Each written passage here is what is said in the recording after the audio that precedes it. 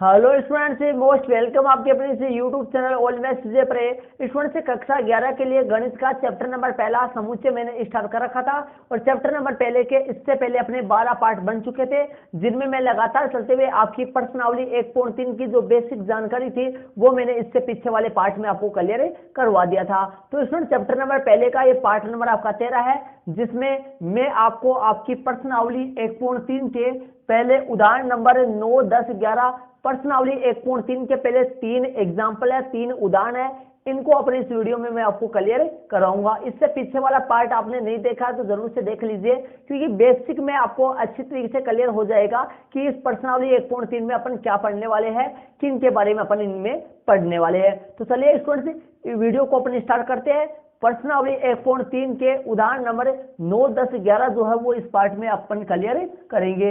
और यदि आप चैनल पर नए हैं तो चैनल को जरूर से सब्सक्राइब जरूर से कर लीजिए और साथ ही कक्षा 11 और कक्षा 8 से लेकर 12 तक के प्रत्येक स्टूडेंट्स के पास अपने चैनल को जरूर से शेयर कर दीजिए। चलिए उदाहरण नंबर जो 9 है वो आपके सामने मोबाइल की स्क्रीन पे आ चुका है। उदाहरण नंबर 9 को अपन पहले समझते हैं। देखिए, तो उदाहरण नंबर 9 का जो क्वेश्चन है वो आपके सामने देखिए।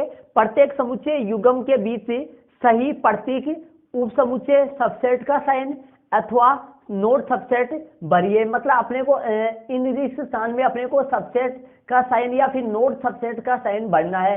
मैंने इससे पीछे वाले पार्ट में आपको क्लियर करवाया था कि सबसेट क्या होता है, मतलब उपसमुच्चय क्या होता है, ये मैंने इससे पीछे वाले पार्ट में आपको क्लियर करवाया था। तो चलिए इसमें अपने सबसेट का साइन ये होता है और ये नोट सबसेट का साइन होता है। इसका मतलब होता है कि उपसमुच्चय है, इसका मतलब होता है उपसमुच्चय नहीं है। तो चलिए देखिए इसको अपन क्लियर करते हैं।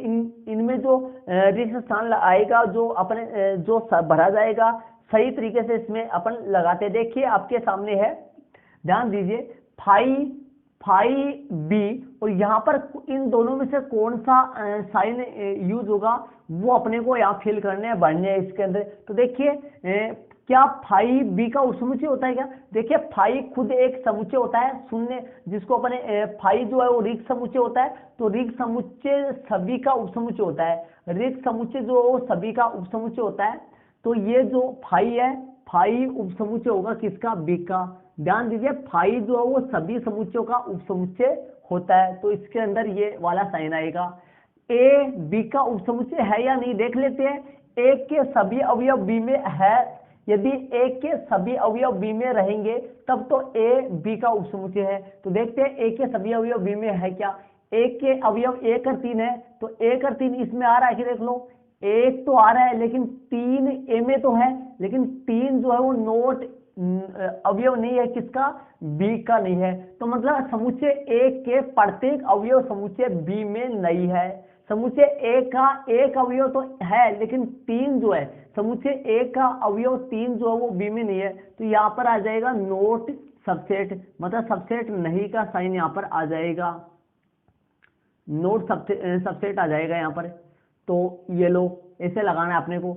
आगे वाले में चलते हैं। आगे वाले में देखिए ए सी का सबसेट है या फिर नहीं। देखिए ए के प्रत्येक अवयव सी में है कि देख लो, ए के अवयव 1 और 3 है, तो 1 और 3 सी में आ रहे हैं, तो इसका मतलब ये भी ये उपसमुच्चय है, ये उपसमुच्चय होगा। ए समुच्चय सी समुच्चय का उपसमुच्चय है। ए समुच्चय जो है वो सी का उपसमुच्चय है।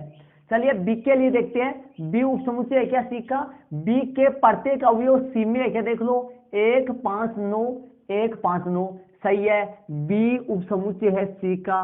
बी जो उपसमुच्चय है वो किसका है? सी का है।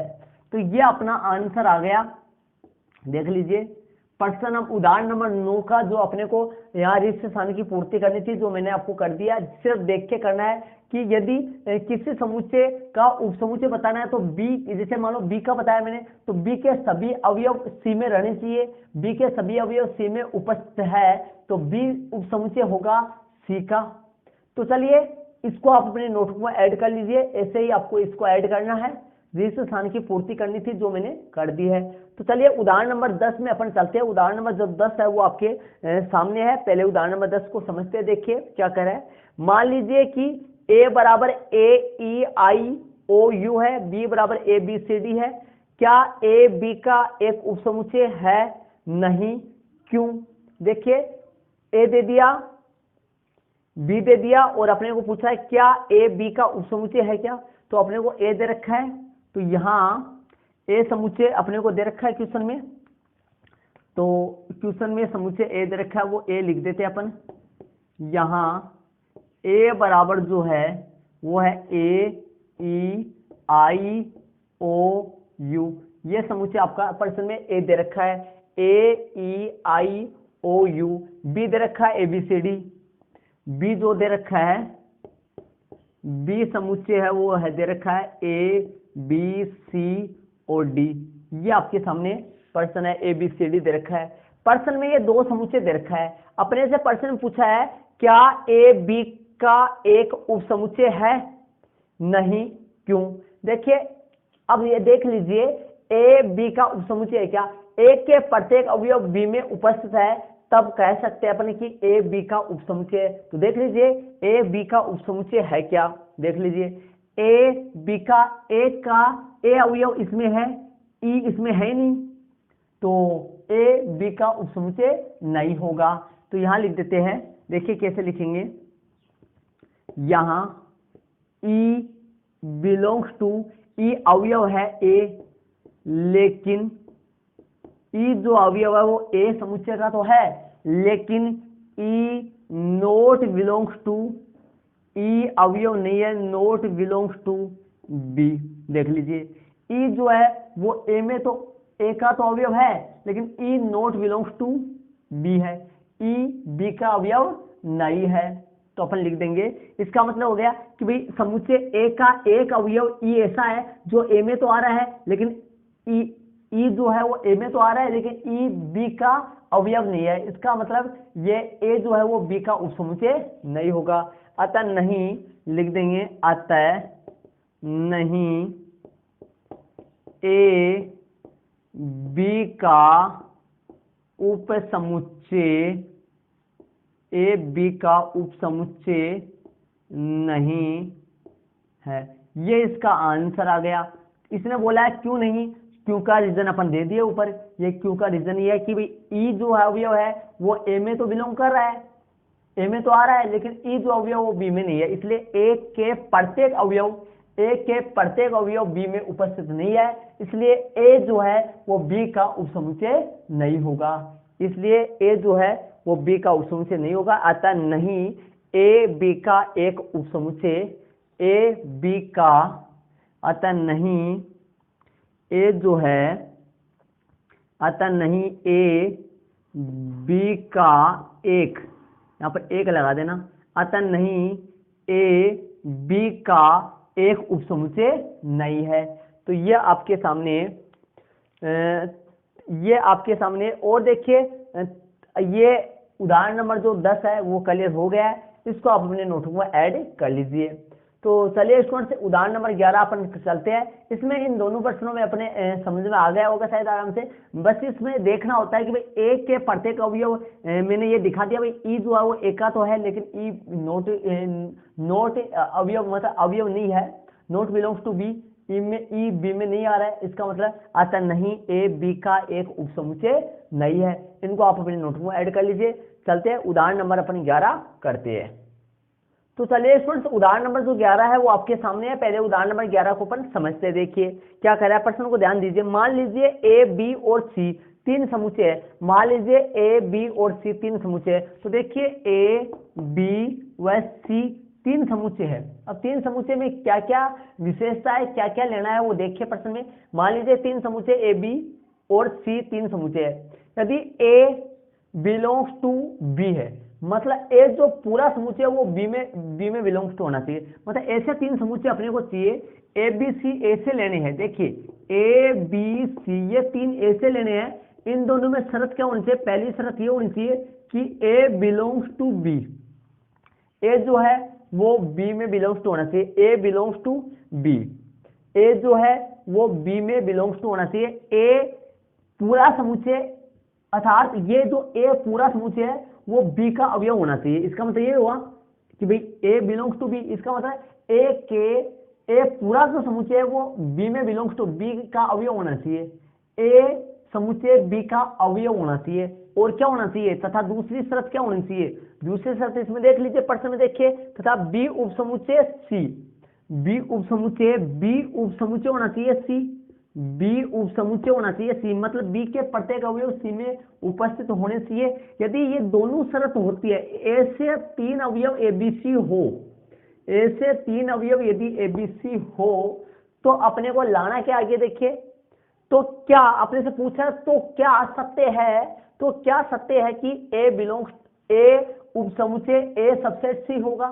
तो अपने से पूछ रहा है क्या ये दोनों बातें होने पर, ये 3 ऐसे समुच्चय जिनमें यदि ये शर्त पालना हो, ये शर्त लागू हो, मतलब ये दोनों बातें उनमें उपस्थित हो, तो क्या ए सबसेट सी होगा।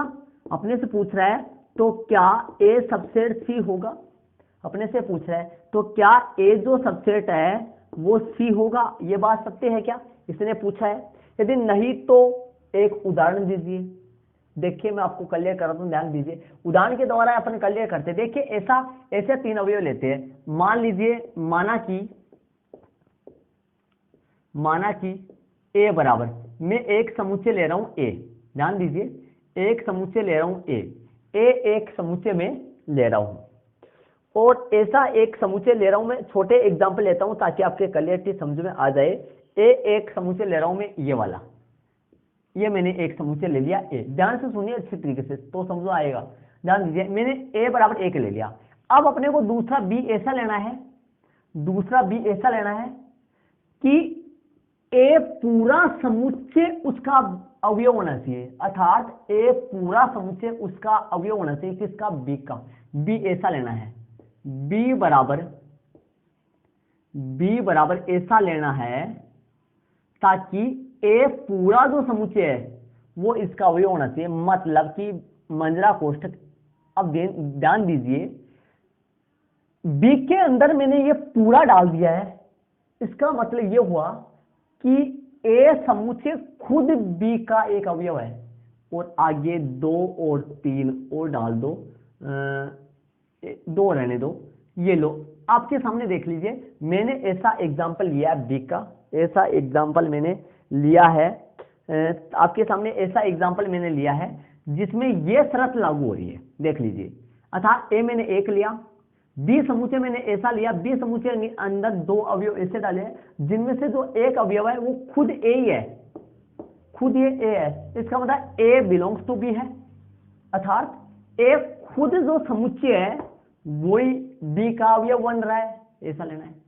और तथा सी कैसा लेना है, तथा सी कैसा लेना है, देखिए सी अपने को ऐसा लेना है कि बी उपसमुच्चय होना चाहिए सी का, अर्थात बी सबसेट सी। ये कब होगा, जब बी के प्रत्येक अवयव सी में उपस्थित होंगे, जब बी के प्रत्येक अवयव सी में उपस्थित होंगे। तो बी के अवयव कौन कौन है, इनको सी में डालना पड़ेगा, 1 है, 2 है, ये डाल दिया मैंने। मतलब कि कहने का मतलब बी के जितने भी अवयव है वो सारे सी में लेने पड़ेंगे, तभी तो बी सबसेट सी बनेगा। और इसमें 3 और ले लो, ये मैंने आपके सामने एग्जांपल ले लेते हैं। अब ध्यान दीजिए, इन पे दी हुई बातों की पालना कर देते हैं। तो देख लीजिए, यहां पर लिख देते हैं, यहां ए बिलोंग्स टू बी है, यहां ए बिलोंग्स टू बी आ रहा है, दिखाई दे रहा है आपको, कैसे पता चला, ए खुद समुच्चय ही बी का अवयव बन रहा है, ठीक है, तथा बी सबसेट सी है, बी सबसेट सी है, अर्थात बी के प्रत्येक अवयव सी में उपस्थित है, बी के प्रत्येक अवयव सी में उपस्थित है, बी के जो प्रत्येक अवयव वो सी में उपस्थित है। बी के कितने अवयव है, 2, ये दोनों सी में मौजूद है, इसका मतलब बी सबसेट सी है, बी सबसेट सी है। तो अपने प्रश्न में क्या पूछा, देखिए, तो क्या यह सत्य है कि ए सबसेट सी है, तो क्या यह सत्य है, तो यह सत्य नहीं है कि ए सबसेट सी है, यह सत्य नहीं है कि ए सबसेट सी है। मतलब यदि ऐसे मैंने 3 एग्जांपल लिए ए बी सी के, ए खुद पूरा बी में बिलोंग कर रहा है, बी सबसेट सी है, तो यह सत्य नहीं है। तो इसने बोला है तो क्या यह सत्य है, तो यह सत्य नहीं है कि ए सबसेट सी हो। ए सबसेट सी सत्य नहीं है। क्यों नहीं है देखिए, क्योंकि ध्यान दीजिए ए सबसेट सी कब होगा, आपसे पूछना चाहूं मैं, ए सबसेट सी कब होगा, जब ए के प्रत्येक अवयव सी में हो। जब ए के प्रत्येक अवयव सी में हो, देखिए ए के प्रत्येक अवयव सी में, देख लो ए के प्रत्येक, ए का अवयव कौन है, आपसे मैं पूछना चाहूं ए का अवयव कौन है, ए का अवयव एक है, तो क्या एक सी में है। देख लीजिए ए का अवयव कौन है, ए का अवयव एक है, तो क्या एक जो है वो सी में उपस्थित है, एक सी में नहीं है, एक नहीं है सी में, एक के ऊपर मंजरा कोष्ठ लगा हुआ तब सी में है, क्योंकि सत्य नहीं है, क्योंकि इसके आगे लिखना पड़ेगा अपने को, क्योंकि एक नोट बिलोंग्स टू, एक नोट बिलोंग्स टू मतलब एक का जो अवयव एक है वो नोट बिलोंग्स टू सी, वो सी में नहीं आ रहा है, वो सी में नहीं आ रहा है, लेकिन सी में नहीं आ रहा है, एक जो है वो सी में बिलोंग नहीं कर रहा है, एक का जो अवयव एक है वो सी में आ ही नहीं रहा है, इसलिए ए सबसेट नहीं होगा सी का। तो कौन आ रहा है, तो कौन आ रहा है, ए के ये अवयव आ रहा है ना, तथा ये जो है एक जो है ये बिलोंग्स टू आ रहा है किसमें, सी में, ये बिलोंग्स टू आ रहा है सी में, मतलब ये नहीं आ रहा है, ये आ रहा है, लेकिन एक नोट इक्वल है मंजरा कोष्ठ एक के, ये दोनों ये इसके इक्वल नहीं है। तो अपना आंसर ये हो गया इसका, इसने सिर्फ अपने से ये पूछा था। ऐसे 3 एग्जाम्पल लो, ऐसा हो सकता है क्या कि 3 एग्जाम्पलों में ए बिलोंग्स टू बी हो तथा बी सबसेट सी हो, तो क्या ए सबसेट सी हो सकता है। तो अपन देखो 3 एग्जाम्पल लिए ऐसे, तो इसमें पता चल गया यह सत्य नहीं है कि ए सबसेट सी हो, क्योंकि ए का जो एक अवयव है वो सी का अवयव नहीं है, तथा एक मंजरा कोष्ठ अवयव है सी का, लेकिन ए का मंजरा कोष्ठ सी एक दोनों सेम नहीं होंगे ना, इसलिए। तो ये आपके सामने उदाहरण नंबर 11 हो गया, इसको आप अपनी नोट में ऐड कर लीजिए, और आप यदि कलेक्टिव पूरा वीडियो देखोगे तो आपके पूरा समझ आएगा। यदि ये आपको समझ नहीं आया तो इसको बैक ले जाके रिटर्न देखिए, पूरा आपके समझ में आ जाएगा स्टूडेंट्स।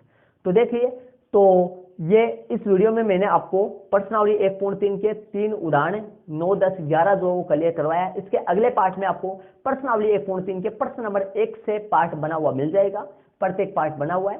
वीडियो कैसा लगा कमेंट जरूर से कीजिए, और ओके स्टूडेंट्स, थैंक्स, जय हिंद।